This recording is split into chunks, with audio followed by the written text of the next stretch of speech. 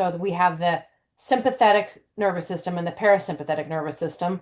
And when the parasympathetic nervous system is in a state of rest and digest, it can actually do the job it's designed to do, but only when it's in that state of rest and digest. When it's in a sympathetic dominant state, which is hyperdrive, overload, stress response, other mechanisms of the body take over and digestion doesn't exactly shut down, but it does not work as efficiently as effectively. And certain things you all at some point or another have felt that in your body if you're tuned in at all to your body. We can go through short bursts of any lots of different kinds of stress. When it stays too long, it's like the equivalent of when you have a house guest who's overstayed their welcome. It just, the system in the house doesn't work the same. You have the person hanging out way beyond what feels comfortable, and then the flow of the home is disjointed and dysregulated to a point, and you like realize like that system of the home isn't working quite the same because that person's kind of overstayed their welcome. So the same thing happens when we stay too long in a chronic state of overload or overwhelm.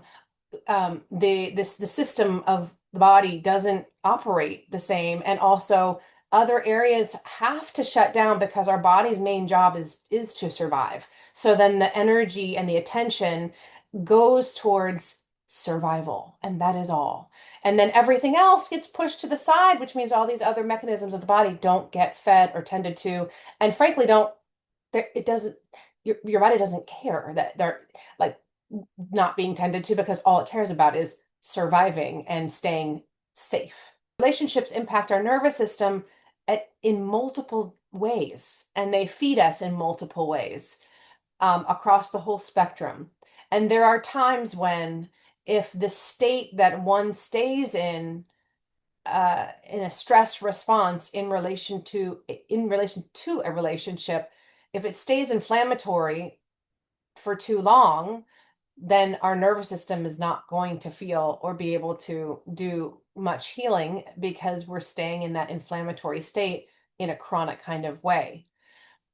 Conversely, when we're in relationship where it's calm and joyful and easeful and flowing, the nervous system is in a very different state.